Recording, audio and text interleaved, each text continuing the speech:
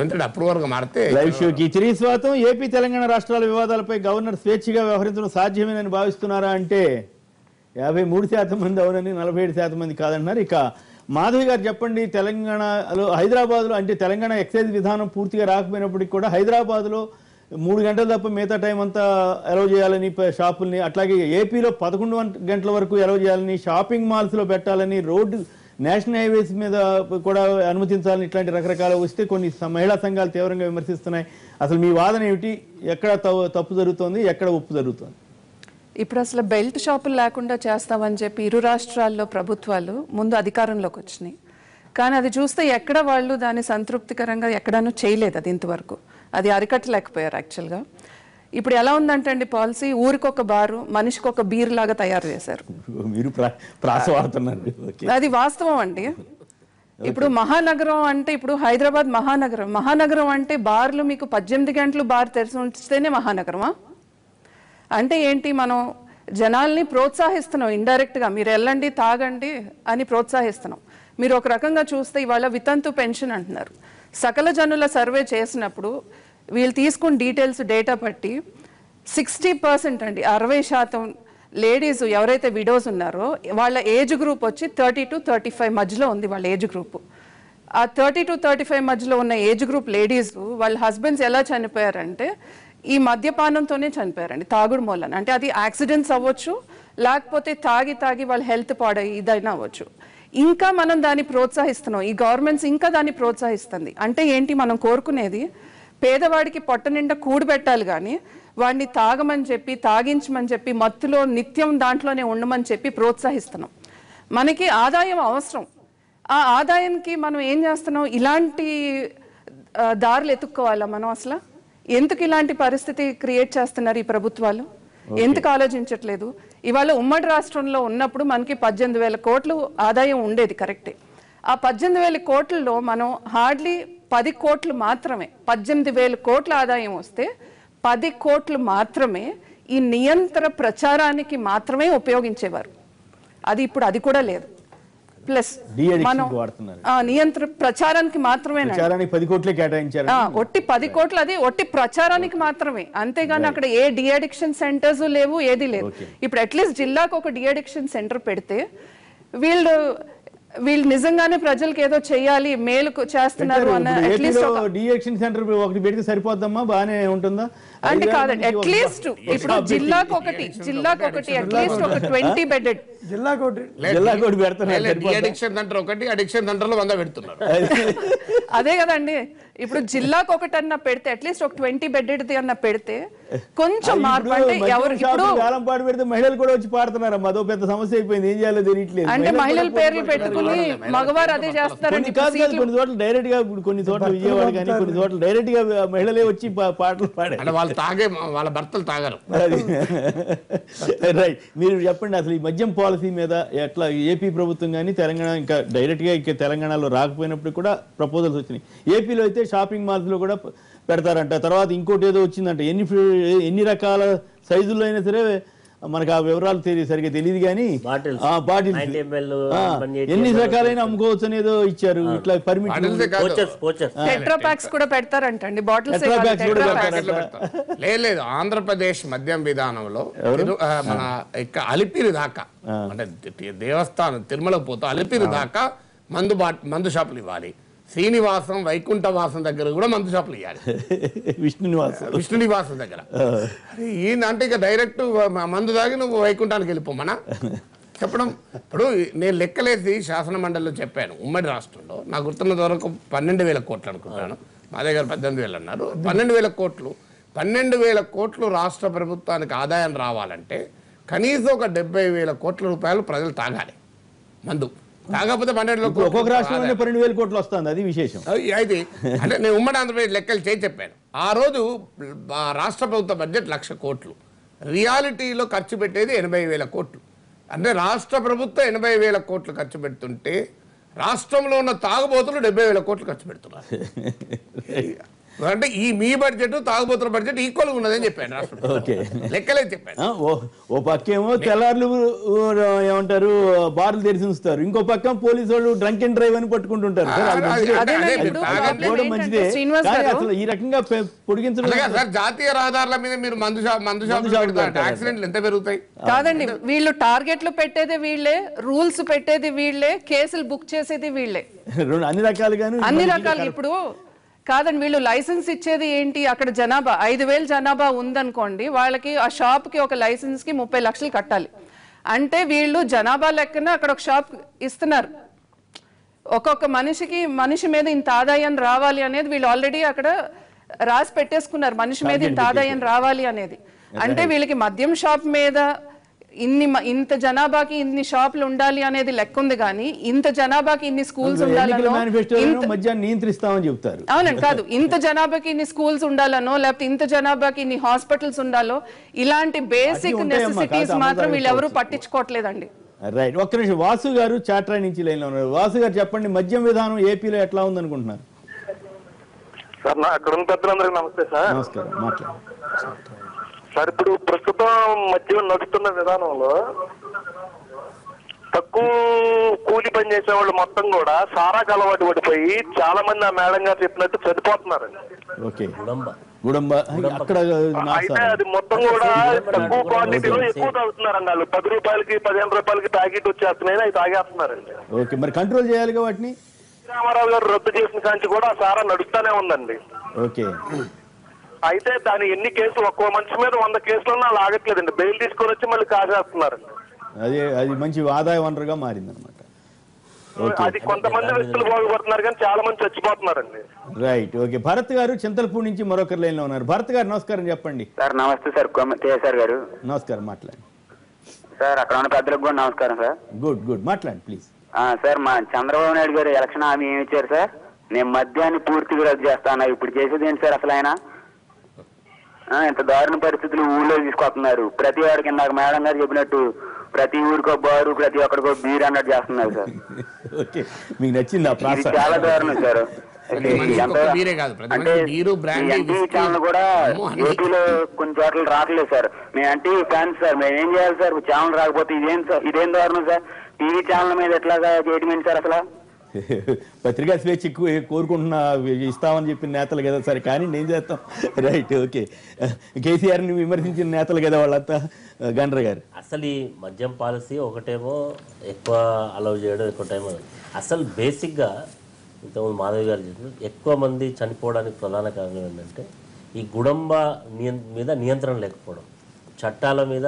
అంటే ఈ ఒకసారి గుడంబ కేసులో దొరికితే నెక్స్ట్ 2 డేస్లో బెయిల్ వస్తుంది, మళ్ళీ రొటీన్గా అదే పనిలో పడుతుంది. కుటీర పరిశ్రమ గల నడుస్తూ ఉంది. కాబట్టి దీన్ని కంట్రోల్ చేస్తే తప్ప దీన్ని పాలసీ మీద కంట్రోల్ ఉండదు. తర్వాత బేసిక్గా ఎక్కువ తాగేదంటే దీనికన్నా టైమింగ్ ఉంటుంది. దానికైతే 5 గంటలకు దొరుకుతుంది, వానికి 4 గంటలకు దొరుకుతుంది. అనడం, తాగడం, పోవడం అంతే. ఏటీఎం లాగా అయిపోయిందండి, ఎనీ టైం మనీ లాగా, ఎనీ టైం ముందు అయిపోయింది ఇది. ఎనీ టైం మనీ లాగా ఇది ఎనీ టైం ముందు అయిపోయింది.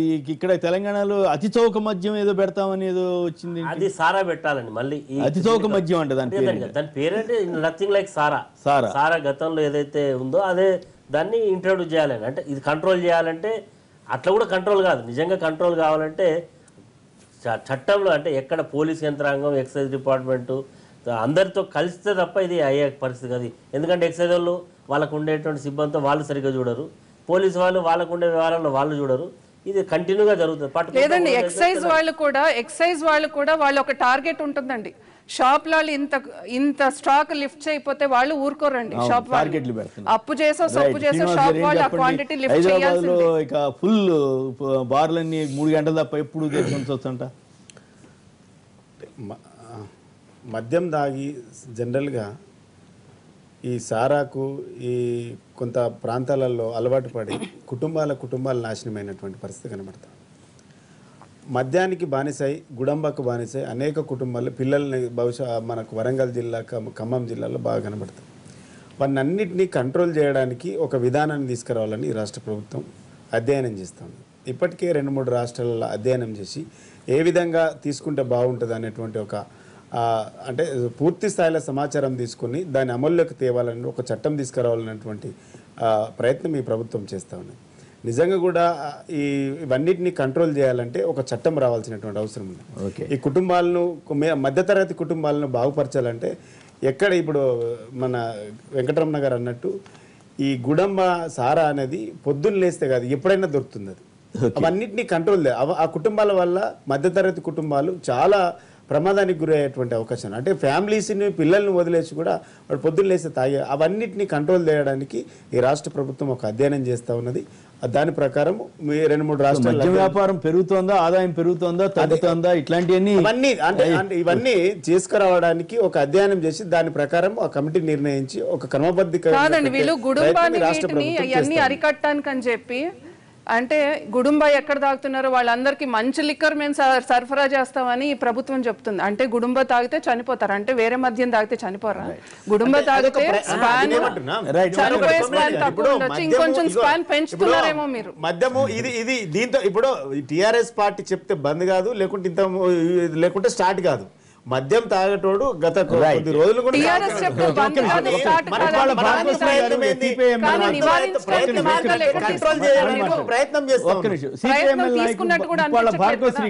భార్గవశ్రీ గారు నమస్కారం. కొమ్మినేని గారు నమస్తేనండి. నమస్కారం, బాగున్నారా? అక్కడున్న మిత్రులందరికీ నమస్తేనండి. గుడ్, మాట్లాడండి.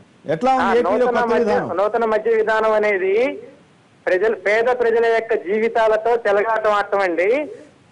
ప్రభుత్వాలకి ఆదాయం రావాలంటే అనేకమైన మార్గాలు ఉన్నాయి. పారిశ్రామిక విధానం ఉంది, వ్యవసాయక విధానం ఉంది. వాటన్నిటి మీద పరిశ్రమలు పెట్టి ఆ విధంగా ఆదాయం సంపాదించుకోవచ్చండి.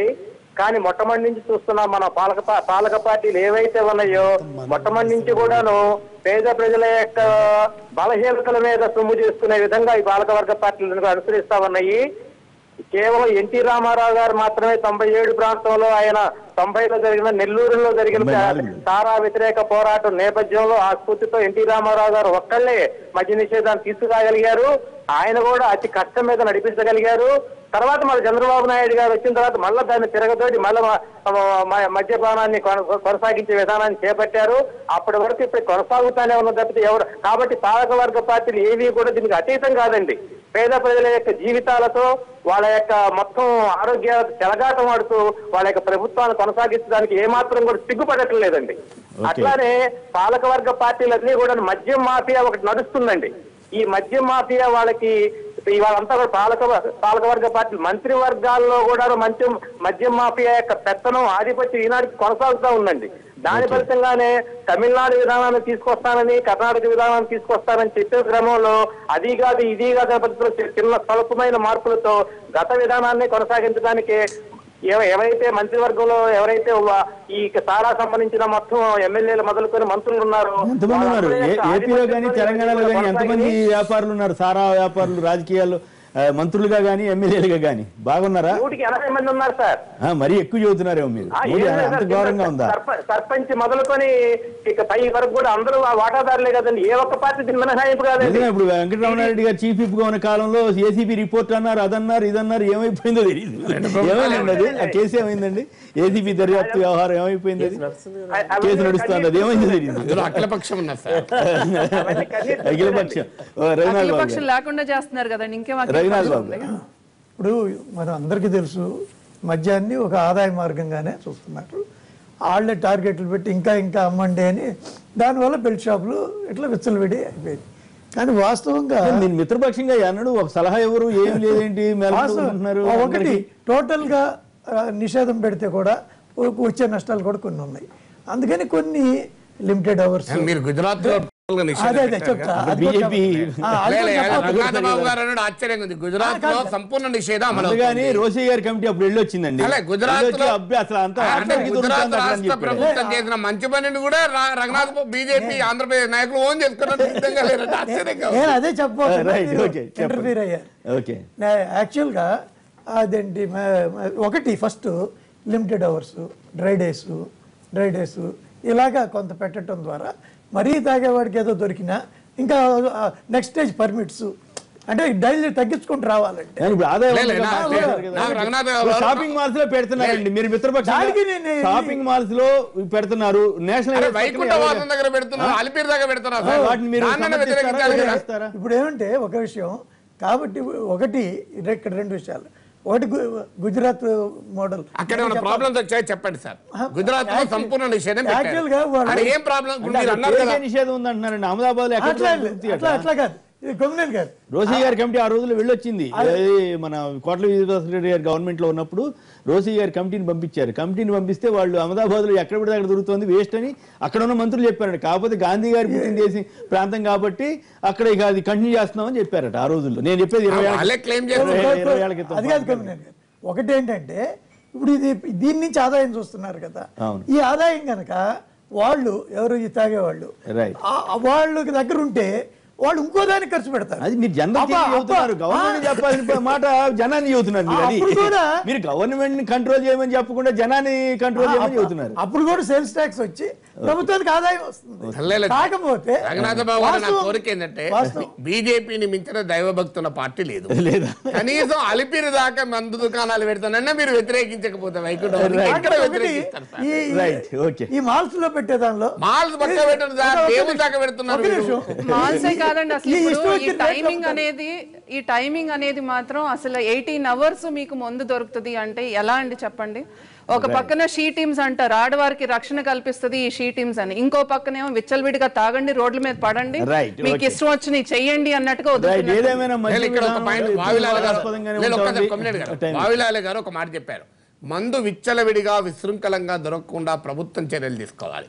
అక్రమ సారా రాకుండా ప్రభుత్వము పౌర సమాజం కలిసి జాగృతం కావాలి. ప్రజలు తాగకుండా ఉండడానికి ప్రజల్లో చైతన్యం కల్పించాలి. ఈ 3 చేయాలి. ఈ 3 జరగట్లేదు. ఈ 3 సార్, సార్, Right. అంటే ఇప్పుడు 18 గంటలు అనేది అధ్యయనం చేస్తాం. అదే 18 గంటలు proposal. అనౌన్స్ చేయలేదు. అంటే అది అది అవసరమైన అది అధ్యాయం అండి. అసలు 18 గంటలు మందు షాపులు ఉండాలి అనే దానికి కూడా అధ్యాయం కావాలి. అది అవసరమా? హైదరాబాద్ అనేది ఇంటర్నేషనల్ అదే టూరిజం పాలసీలో అది వస్తుంది. మద్యం పాలసీ వచ్చినప్పుడు ఇది చెబుతారు. సార్ ఇంటర్నేషనల్ సిటీ అంటే అట్లా కాదు సార్. ఫారినర్స్ 5 స్టార్ హోటల్ ఉంటారు, అక్కడ పెట్టుకోండి సార్ 24 గంటలు. Right. అదే అది ఆల్రెడీ అరే, ఎక్కడ నుంచో ఉన్నది 5 స్టార్ హోటల్లో. పార్సిగుట్ట కస్తారా, నల్లకుంట కస్తారా? Right, okay. పార్సిగుట్ట, నల్లకుంట, చిక్కడపల్లి కస్తారా విదేశీయులు? వాళ్ళ కోసం Right, కొన్ని okay. స్టార్ హోటల్స్ పెట్ట కోసం అది ఈ కొంత అసలు అంతే వద్దని తప్ప పరిస్థితి లేదు. ఇది గ్రామాలలో మొత్తం కానీ- జిల్లాలలో కాదు, పెట్టలేదు. కూలీ నాలి పని చేసుకునేవాడు వాడు ఏపీలో కష్టంగా 5,000 పని చేసి సంపాదించిన షాపింగ్ రూపాయి చేస్తామని ఇంటికి చెబుతున్నారు. తీసుకెళ్లే మరి పరిస్థితి అప్పుడు హైదరాబాద్ ఈ గురించి కరెక్టా మాట్లాడండి. కాదని ఆలోచించుకోవాలి. సార్, హైదరాబాద్ అసలు రాజకీయ పార్టీలు అసలు మేము మధ్యాహ్నం కంట్రోల్ చేసేస్తున్నాం అని చెప్పి ఏమో ఎలక్షన్ కమిషన్లో చెప్తాయి, ఆచరణకు వచ్చేసరికి ఏమో రెట్టింపు చేస్తున్నాయి. ఆదాయం ఎందుకు సార్, నేను పెరుగుతోందండి? ఏమంటున్నా, ఇది ఇవన్నీ మొదటి- నేను ఏమంటున్నా- మీరు ఇష్టం వచ్చినట్టు దిక్కుమాల హామీలన్నీ ఇస్తారు. లేదు, ఇది ఇక్కడికి మొదటిది వచ్చేసరికి కాదు, ఇది- డబ్బులు సార్, సంపాదించాలి నేను మళ్ళీ. ఏమంటున్నా, ఇది మొదటిది కాదు, ఇది చివరిది కాదు అది- అంటున్నా. ఏపీ తెలంగాణ నాకు అర్థమైందంటే ఇప్పుడు ఇంటర్నేషనల్ సిటీ స్మార్ట్ సిటీ కావాలంటే మందు 24 గంటలు దొరకాలి. ఉండాలి. ఓ, ఇదా ఏపీ తెలంగాణ రాష్ట్రాల వివాదాలపై గవర్నర్ స్వేచ్ఛగా వ్యవహరించడం సాధ్యమేనని భావిస్తున్నారా అంటే 66% మంది అవునంటున్నారు, 34% మంది కాదంటున్నారు. మరి గవర్నర్ గారు స్వేచ్ఛగా వ్యవహరిస్తారో లేదో కానీ పూర్తి స్వేచ్ఛనైతే ప్రజలైతే ఇచ్చేస్తున్నారు. మరి SMS పంపించిన వారందరికీ కూడా ధన్యవాదాలు. గండ్ర వెంకటరమణరెడ్డి గారు, నాగేశ్వర గారు, ఎర్రవాళ్ళ శ్రీనివాస్ గారు, రఘునాథ్ బాబు గారు, మాధవి గారు అందరికీ కూడా ధన్యవాదాలు. ఇది నేటి వార్తా విశ్లేషణ కార్యక్రమం. నమస్కారం.